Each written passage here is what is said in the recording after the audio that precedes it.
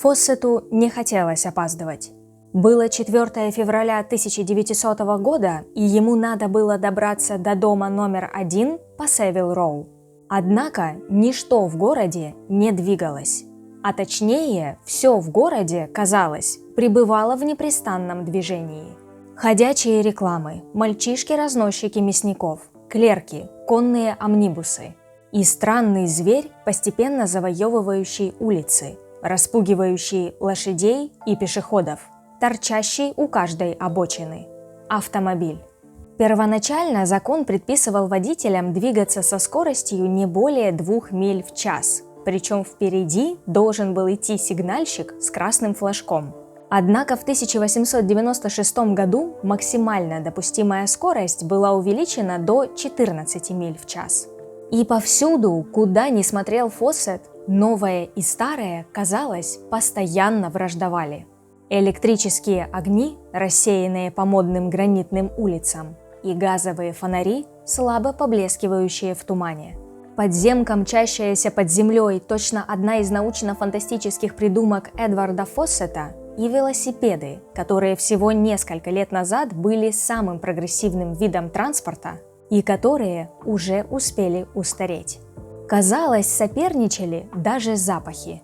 Традиционная вонь конского навоза и новейшая бензиновая. Фоссет словно заглядывал одновременно в прошлое и в будущее. С тех пор, как он 14 лет назад уплыл из Англии на Цейлон, Лондон, пожалуй, стал более многолюдным, более грязным, более современным, более богатым, более бедным, более... во всем, более. Имея свыше 4,5 миллионов жителей, Лондон являлся самым крупным городом в мире, больше Парижа или Нью-Йорка. Проталкиваясь сквозь толпу, Фоссет наверняка изо всех сил старался уберечь одежду от попадания сажи, летевшей из угольных печей, смешивавшейся с туманом и дававшей особый лондонский сорт копоти, неистребимое черное вещество, проникавшее повсюду. Даже замочные скважины в домах здесь закрывали металлическими пластинками. И потом был еще и конский навоз. Лондонская грязь, как его вежливо называли. И хотя его и собирали уличные мальчишки, продавая потом всем в округе, шляясь от дома к дому и нахваливая его как удобрение для садов и огородов, он был практически повсюду, куда бы ни ступал Фоссет.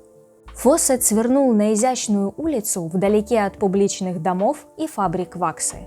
На углу виднелся красивый каменный дом с портиком. Это и был дом номер 1 по Севил-Роу. Фоссет разглядел крупную надпись «Королевское географическое общество». Входя в этот трехэтажный дом, он понимал, что вступает в своего рода заколдованное царство. Над парадной дверью имелось окно в форме фонаря полушария. На каждом его стекле были изображены параллели и меридианы. Должно быть, Фоссет прошел мимо кабинета старшего клерка и его 2 помощников и мимо лестницы, ведущей в зал заседаний, прежде чем очутился в помещении со стеклянной крышей. Проникавшие сюда пыльные лучи солнечного света освещали глобусы и таблицы. Это была картографическая, и в ее дальнем конце, на возвышении, обычно восседал человек, которого и искал сейчас Фоссет – Эдвард Эйрст Ривз. Ему было под 40, он начинал лысеть, и у него был крючковатый нос и аккуратно подстриженные усы. Ривз был не только куратором отдела картографии, но и главным инструктором по геодезии и топографии, и главным человеком, отвечавшим за то, чтобы сделать из Фоссета джентльмена-исследователя. Превосходный чертежник, Ривз начал работать в обществе в 1878 году, когда ему было 16, в качестве помощника предыдущего куратора. И он, видимо, никогда не забывал того ощущения благоговейного ужаса, которое охватывало новичков, впервые оказывавшихся в здании общества. «Я отлично все это помню», – пишет он в своей автобиографии, озаглавленной «Воспоминания картографа». С какой гордостью и вместе с тем, с каким страхом и трепетом я впервые проник в это чудесное место, о котором я читал в книгах. и из которого путешественники отправлялись во все концы света, а потом возвращались, чтобы поведать о своих удивительных открытиях и героических приключениях. Ривз отличался от большинства воинственных и одержимых членов общества. Он вел себя мягко и дружелюбно. Это был прирожденный учитель, замечает о нем один из коллег. Он точно знал, как выразить ту или иную мысль так, чтобы ее мог уловить даже самый бестолковый ученик. Наконец, Фоссет и Ривз поднялись на 3-й этаж, где проводились занятия. Фрэнсис Гальтон сулил каждому новобранцу скорое вступление в общество людей, чьи имена он давно знал и кому он поклонялся как своим героям. Примерно в то же время, что и Фоссет, курс геодезии и картографии слушал Чарльз Линдси Темпл, развлекавший коллег рассказами о годах, проведенных в Бразилии в качестве колониального чиновника. Лейтенант Дан Рейтер, помешанный на коллекционировании редких бабочек и прочих насекомых, а также Артур Эдвард Сеймур Лаутон, позже, в 1913 году, застреленный мексиканскими бандитами. Ему было тогда 38 лет. Ривз перешел к делу. Если Фоссет и другие студенты последуют его инструкциям, они могут составить новое поколение великих первооткрывателей. Ривз научит их тому, чего на протяжении почти всей истории человечества не умели делать картографы – определению своего местоположения, где бы они ни находились. Более того, если Фоссет и его коллеги отважатся взойти на самые большие вершины и проникнуть в самые густые леса, они смогут нанести на карту те царства, что еще остаются в нашем мире неоткрытыми. Ривз показал им несколько странных предметов. Один напоминал телескоп на металлическом колесе с многочисленными винтами и отсеками. Ривз пояснил, что это теодолит, позволяющий определять угол, характеризующий положение небесных тел относительно горизонта. Он продемонстрировал им и другие инструменты – искусственные горизонты, анероиды и секстанты. И затем вывел Фоссета и остальных на крышу здания, чтобы испытать эти приборы.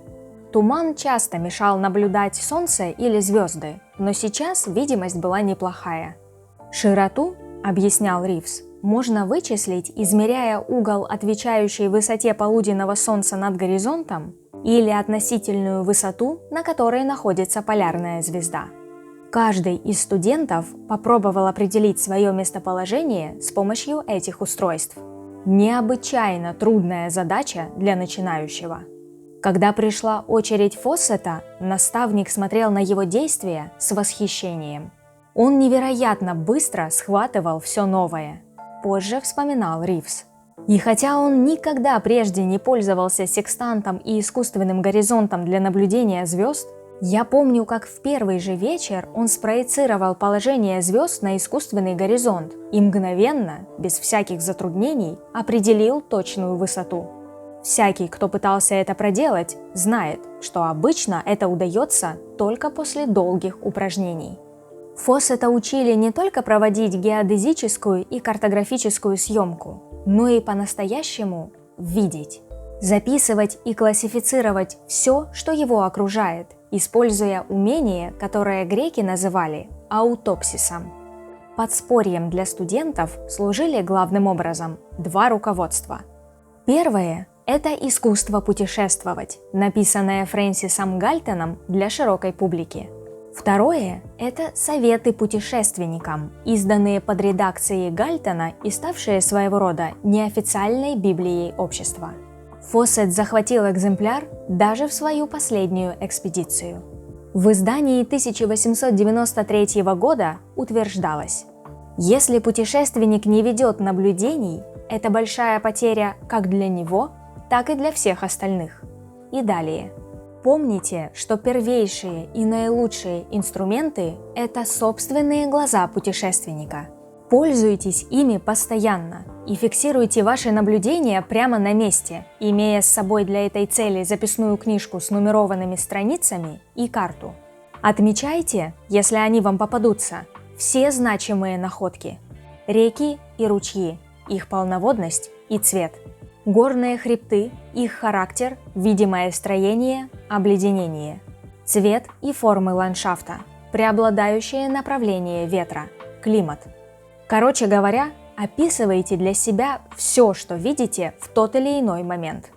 Необходимость документировать любое наблюдение была так укоренена в путешественниках того времени, что Роберт Фолкон Скотт во время своей гонки к Южному полюсу продолжал вести заметки, даже когда он и все члены его экспедиции уже умирали.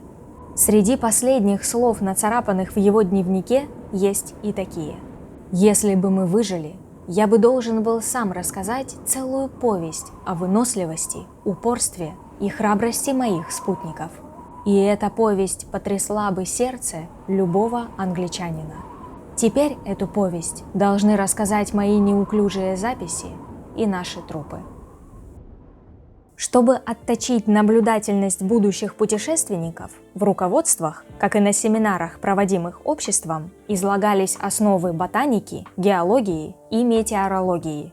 Кроме того, студентам преподавались начало зарождающейся дисциплины – антропологии, которую часто называли наукой о дикарях. Несмотря на контакты викторианцев с ошеломляющим количеством иных культур, в этой сфере по-прежнему действовали почти исключительно дилетанты и несведущие энтузиасты. В 1896 году в Великобритании был лишь один университетский профессор антропологии. Фоссета учили видеть контуры материков. Теперь его таким же образом обучали, как наблюдать иных. Тех, кого советы путешественникам именовали дикарями, варварами или слаборазвитыми народами. Учебник предостерегал студентов против предрассудков, которыми полон ваш европейский образ мысли.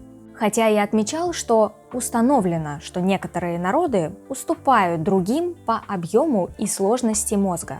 И в этом отношении австралийцы и африканцы находятся ниже европейцев. Как и для картографирования мира, для измерения людей также имелись свои инструменты. Рулетки и штангенциркули для определения параметров тела, динамометры для оценки мышечной силы, пружинные весы для определения массы тела, гипс для снятия слепков, краниометр для установления размера черепа. В случае необходимости скелеты туземцев, особенно черепа, следует переправлять в метрополию для детального исследования, предписывало руководство. Разумеется, это может оказаться непростым делом. Едва ли благоразумно рисковать вызвать неудовольствие туземцев, забирая их покойника. Считалось, что неизвестно, как проявляются чувства у различных народов, так что весьма важно подмечать, насколько при внешнем наблюдении эти проявления отличаются от наших. Когда они улыбаются, смеются, хмурятся, плачут, краснеют и тому подобное. Кроме того, Фоссета и его соучеников обучали основам альпинизма и проведению экспедиции как таковой, от изготовления подушек из грязи до выбора лучших вьючных животных. Руководителю экспедиции рекомендовалось перед отправлением дать каждому члену своего отряда подписать официальное соглашение, что-то вроде договора. Гальтон приводит его образец. Мы, ниже подписавшиеся, составляем экспедицию с целью исследования X.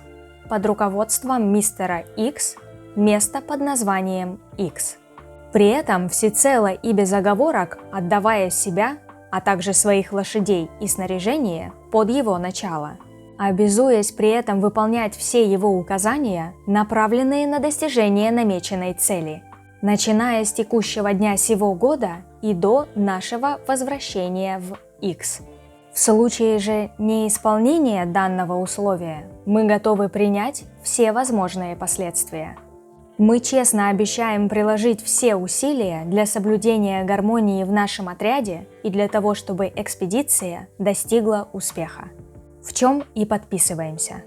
Студентов предупреждали, чтобы они не слишком упивались властью над своими людьми и постоянно были настороже, высматривая возможное недовольство, заговоры или зреющие бунты.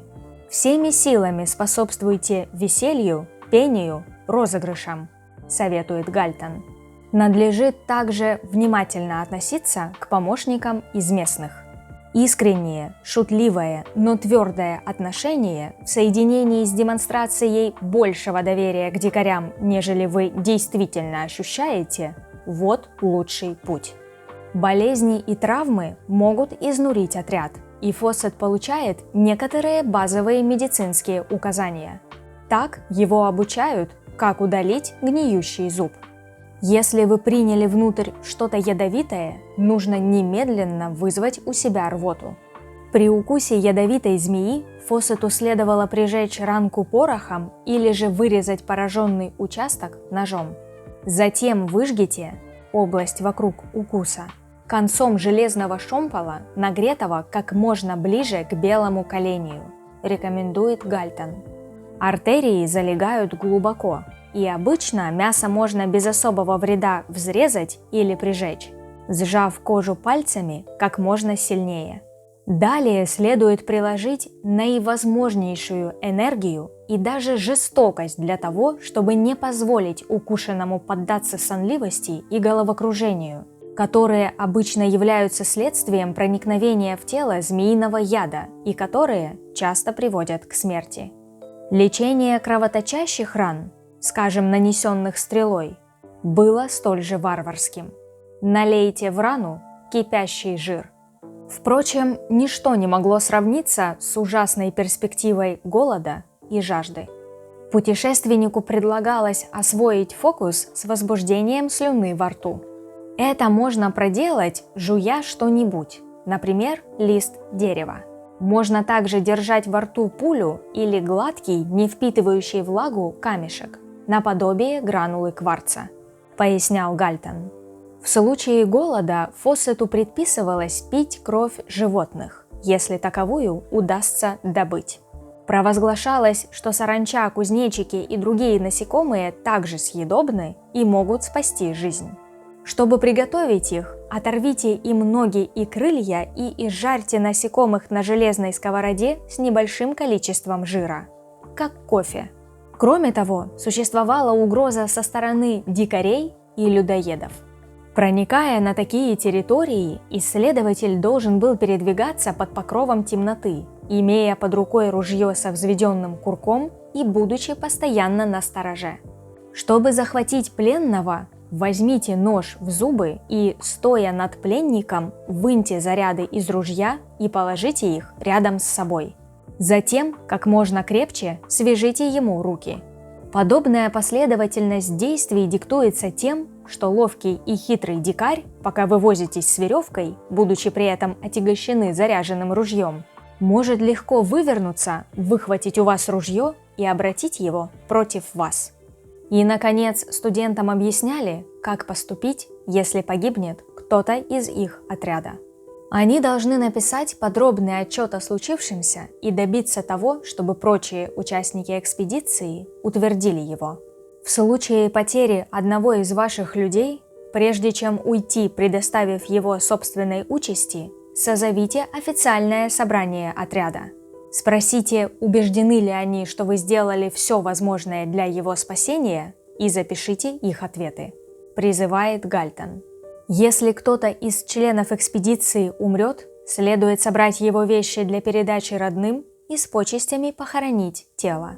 Выберите приметное место, выкопайте глубокую могилу, обложите ее ветками колючих кустарников и хорошенько забросайте сверху тяжелыми камнями, чтобы защитить ее от хищных животных.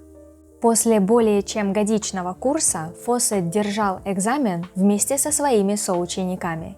Студенты должны были продемонстрировать топографические и картографические навыки, требовавшие глубокого понимания геометрии и астрономии. Фоссет часами штудировал свою науку вместе с Ниной, которая разделяла его интерес к исследованиям и без устали трудилась, чтобы помочь ему. Он знал, что в случае неудачи ему придется вернуться к отправной точке и снова стать солдатом. На экзамене он тщательно написал ответы на все вопросы. Закончив, он передал лист Ривзу и стал ждать. Ривз сообщил студентам их результаты и затем обрушил на Фоссета неожиданную новость. Он сдал экзамен. Но не только. В своих мемуарах Ривз выделяет Фоссета среди прочих, отмечая, что тот окончил курс с отличием. Фоссет добился своего. Он получил официальное одобрение Королевского географического общества. Или, как он сам выразился, Королевское географическое общество признало во мне исследователя. Теперь ему нужна была лишь конкретная цель.